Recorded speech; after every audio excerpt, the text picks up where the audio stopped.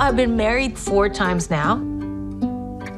I used to be terrified to be alone. I didn't know what else to do by myself. I have decided to tell my story that I've never shared with anybody in the world. Action.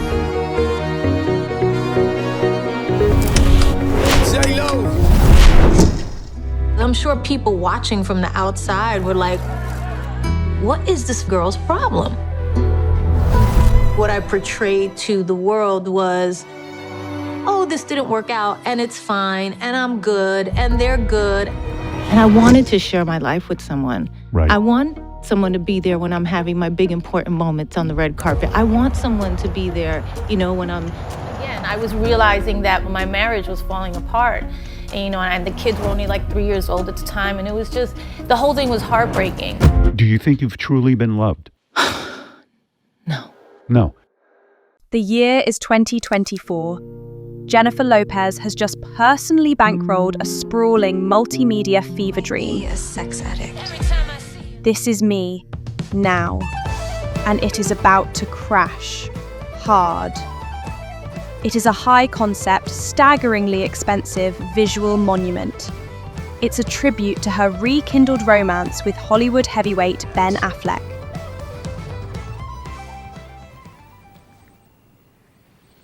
What's happening to you two? It's been a wild couple of months.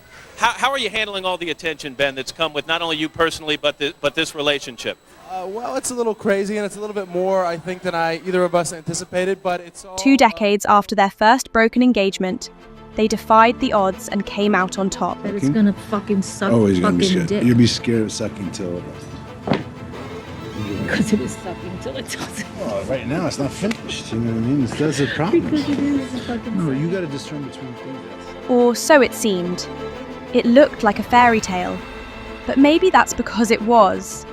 Either way, she pushed $20 million of her own vast fortune into this project.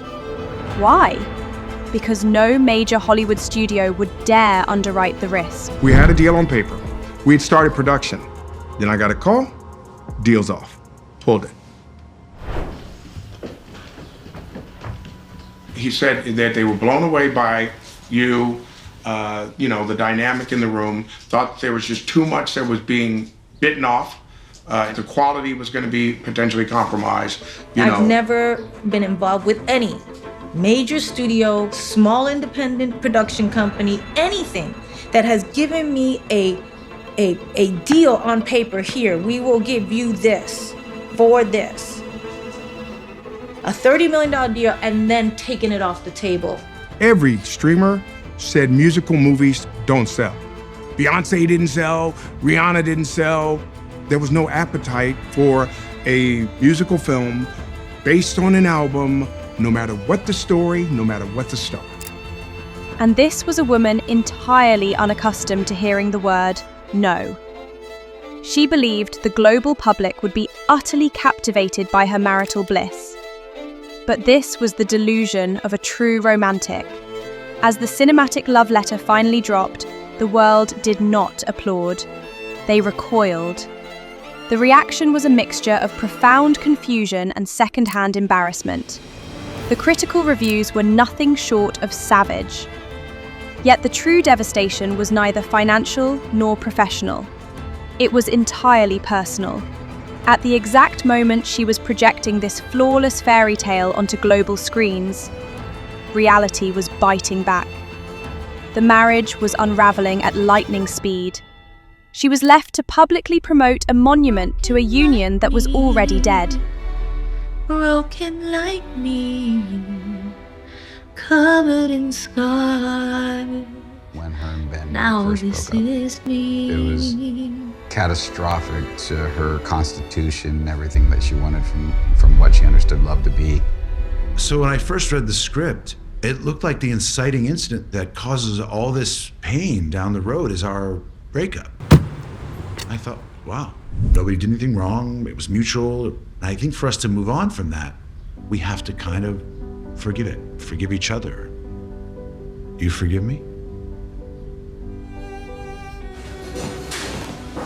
Someone might need it. Where's that goddamn Jennifer Lopez? She better be here. I'm gonna kill her. Shortly after the film's release, the marriage had collapsed. Yet it wasn't her first rodeo. And this is the ultimate heartbreaking paradox. She possesses the wealth of a small nation, but cannot buy a happy ending. This is the tragic story of a woman who forged an untouchable billion-dollar empire, only to find herself endlessly bankrupted by love.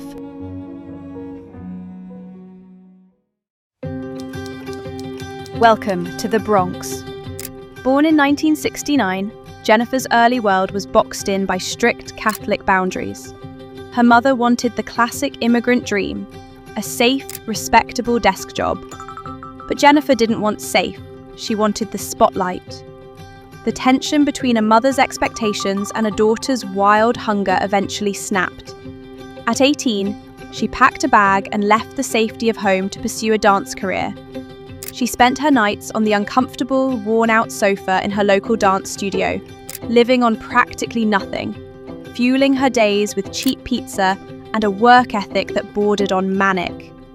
This was the crucible where the J-Lo persona was forged in fire and grit. She realized that ascending to the heights required building the staircase herself, brick by exhausting brick. As her manic work ethic finally paid off, the ground beneath her began to shift. She landed a coveted spot as a fly girl on the hit sketch show In Living Color.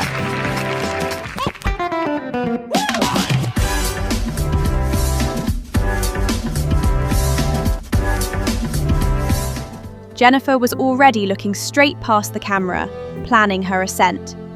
By her side for most of the journey was David Cruz, her high school sweetheart. But David couldn't follow her to the stratosphere. As her ambition outgrew the Bronx, it outgrew him too. The gap became an unbridgeable chasm, and they split in the mid-90s. It was her first profound lesson in the economics of stardom. Ascending the mountain often means leaving your safe harbor behind.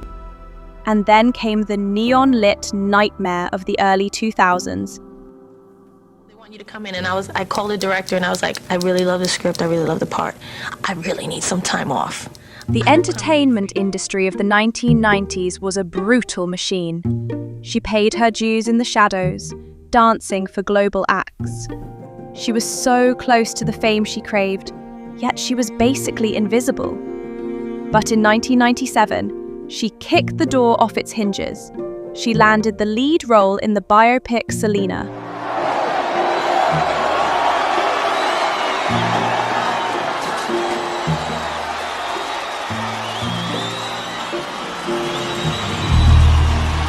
She became the part, delivering a performance with shocking charisma. But her true boldness shone through the ruthless negotiation that followed.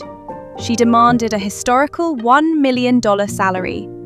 Overnight, she became the highest paid Hispanic actress in history. She shattered the glass ceiling. Yet, right at the moment of her ultimate professional triumph, the tragic paradox was solidified. Desperate for normalcy, she impulsively married Ojani Noah. He was a humble waiter she met in the chaotic heat of a Miami restaurant.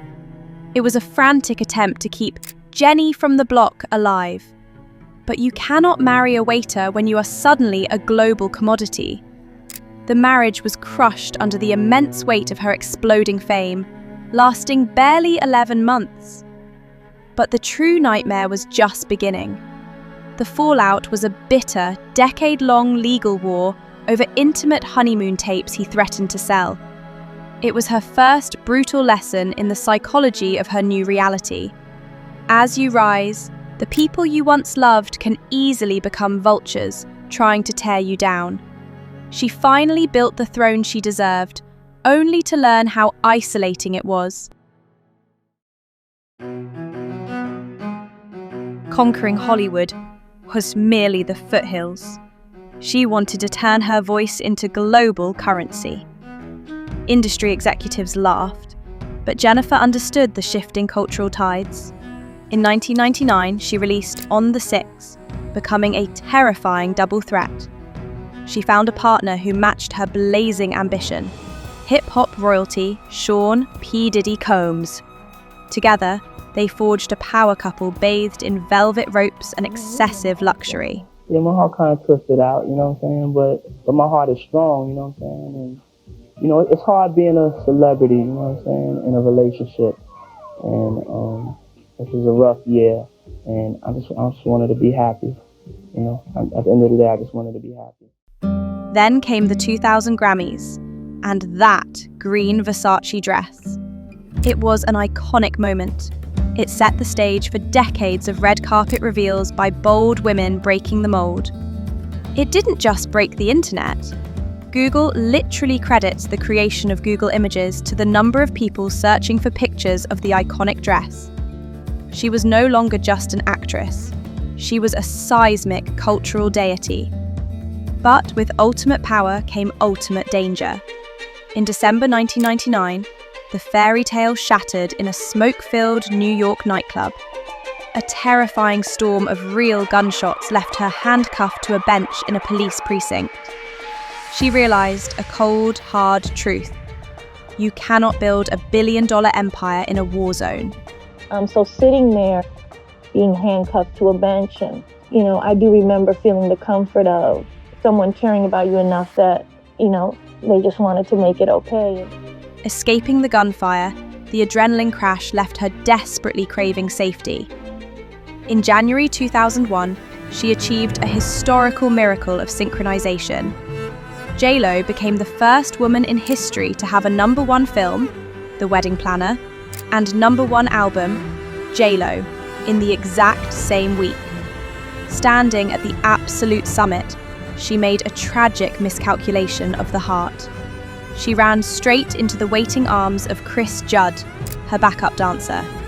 He was safe, kind, and completely eclipsed by her blinding shadow. But you cannot bring a quiet man into the center of a roaring hurricane. Chris simply couldn't handle the deafening circus, and the paparazzi became the third party in their bed. Jennifer was ascending to a height where a domestic partner was merely a spectator. Barely 9 months later, the marriage was over. She could command the global box office, but she was hemorrhaging cash on a broken heart. The opportunity is all we can ask for at this point, and then turn that into, you know, success in some way. And little by little, I think it's opening up. It's better than it was before. By 2002, Jennifer recognized true wealth was in high-margin equity. She launched the fragrance Glow by J-Lo. It became the #1 women's fragrance in the US and generated $40 million in its first few months. I'm very excited to have you here tonight as we unveil my new fragrance. I wanted to take just a couple of minutes to say a few words about what we created. Help me out here. I will.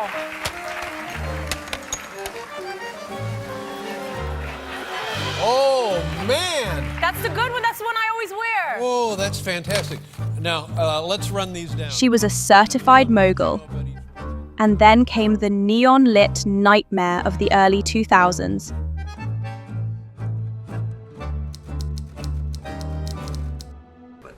When should we do it? Yeah.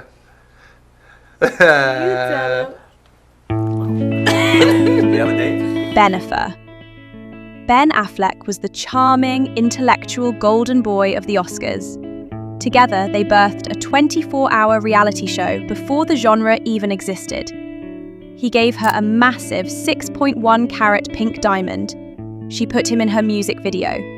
Every single move they made was a front-page tabloid headline. But the media, fueled by unprecedented overexposure, turned their epic romance into a cruel punchline.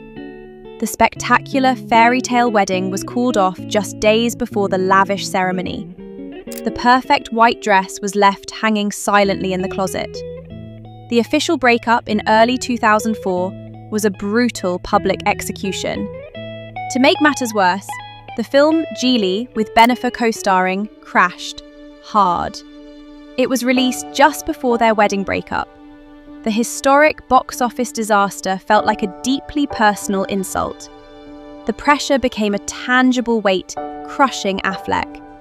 For the very first time, the unstoppable J-Lo, was utterly broken. She still had the pink diamond, but the golden boy had walked out the door. Her corporate empire was flawless, but her personal life was in absolute ruins.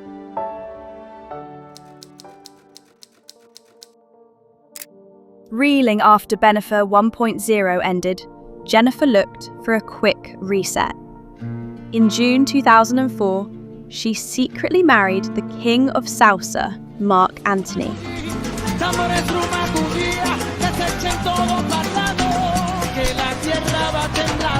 A desperate attempt to find a sanctuary away from the flashing bulbs.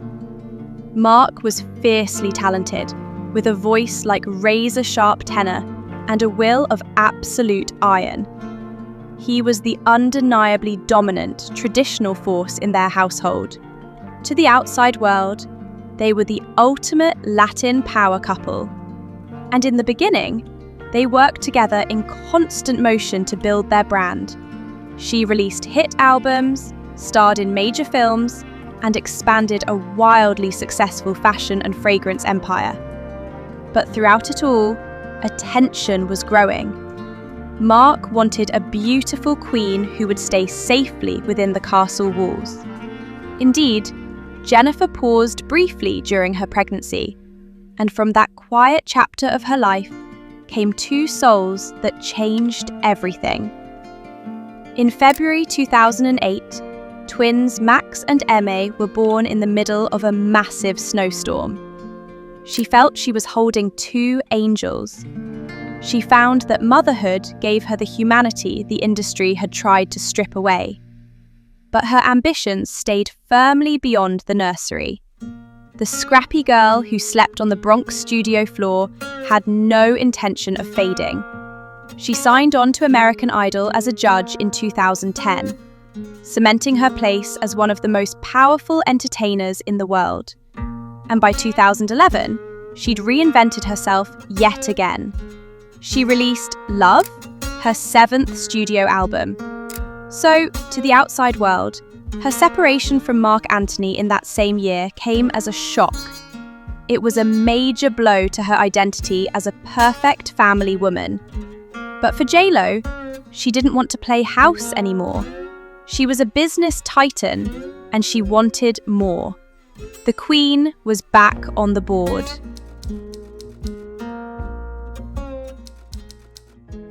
Her American Idol run showed the world the vulnerable woman behind the diva myth.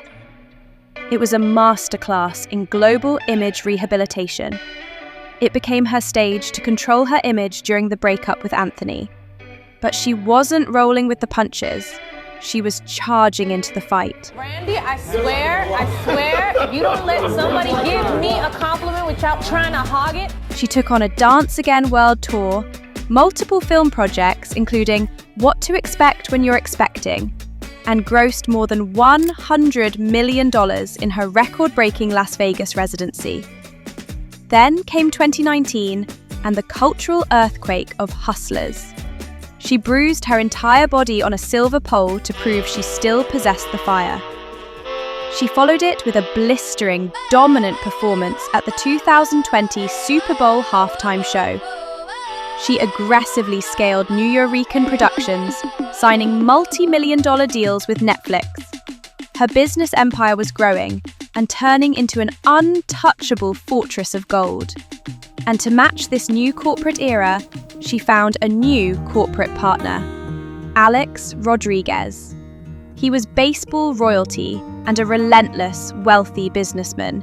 This wasn't just a romance.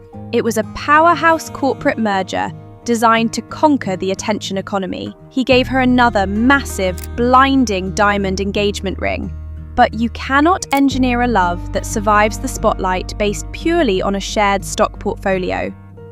Fire met fire, and the high-profile engagement collapsed in 2021 under a storm of infidelity rumors. Another massive diamond, another magazine cover, another breakup drama. Jennifer can coldly negotiate a multi-million-dollar production budget, but she cannot negotiate with a wandering eye. Even as her bank account swelled, her heart was once again completely bankrupt. Not long after her broken engagement, 20 years after their first agonizing heartbreak, a miracle occurred. Ben and Jen were reunited. Bennifer 2 was a cinematic fairy tale specifically written for the middle-aged. They married in 2022 in a flurry of white lace and intense public adoration. To celebrate this victory, she poured $20 million into This Is Me, Now. But the accompanying documentary inadvertently captured poison entering the water. Ben had bound 2 decades of their private love letters into a deeply intimate book. Jennifer took that private book into a commercial recording studio to mine for lyrical inspiration. When Ben found out, his discomfort stood. He's intensely private, and this was far too public. If you broadcast a private love story, it ceases to be never told. At the same time, her album, This Is Me, Now, massively underperformed. It stalled at a humiliating number 38 on the Billboard 200, making it one of the lowest charting studio albums of her career. Her massive arena tour also experienced dismal sales and was completely cancelled under the guise of family time. In my professional life, I feel like I had control of that. And that's why I put a lot into it. But when I went home at night and when I was dealing in my own life with my own demons and my own relationships, it was such a fucking struggle. Couldn't we both win? When her and Ben first broke up, it was catastrophic to her constitution and everything that she wanted from what she understood love to be. For that to not work, for the pressures to break it apart, it just spun her out.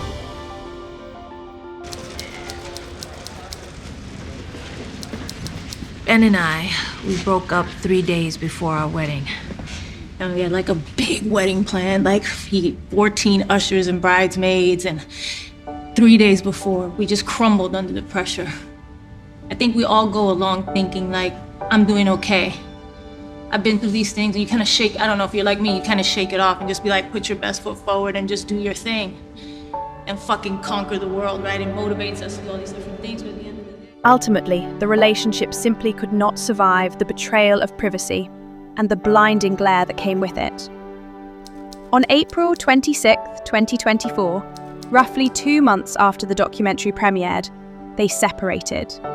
She officially filed for divorce on their exact second wedding anniversary, a date deliberately selected for maximum devastating emotional impact. Do you think you've truly been loved? No. No. And do you think you really have experienced loving someone? Yes. You have? Yeah. And when you can't get that love back? What I learned, it's not that I'm not lovable, it's that they're not capable. But while her romantic life has taken its hits, her real legacy is finally coming into focus. Sunday, February 22nd, 2026. Max and Emmy are officially legally adults. To mark the monumental day, the 56-year-old icon stripped away the billionaire armor. She posted a tear-jerking video tribute set to One Direction's song 18. She shared intimate clips of holding them as fragile infants and happily joining her backstage. She had spent 3 decades frantically searching for a man to anchor her. But the truth had finally dawned. When everything else had fallen away, her children were the steady miracle that never wavered. An enduring legacy, still standing when all else falls away. Are because of that little girl or little boy inside of us that's screaming. That little Jenny is always with me. And I had to learn how to go back and, say, are you okay? When we're born, I just feel like we come out so open and ready to love and ready to kind of believe in all the best things about life and our parents and people. And then little by little, we lose that. I think my biggest fear is that I'll fail at being a parent.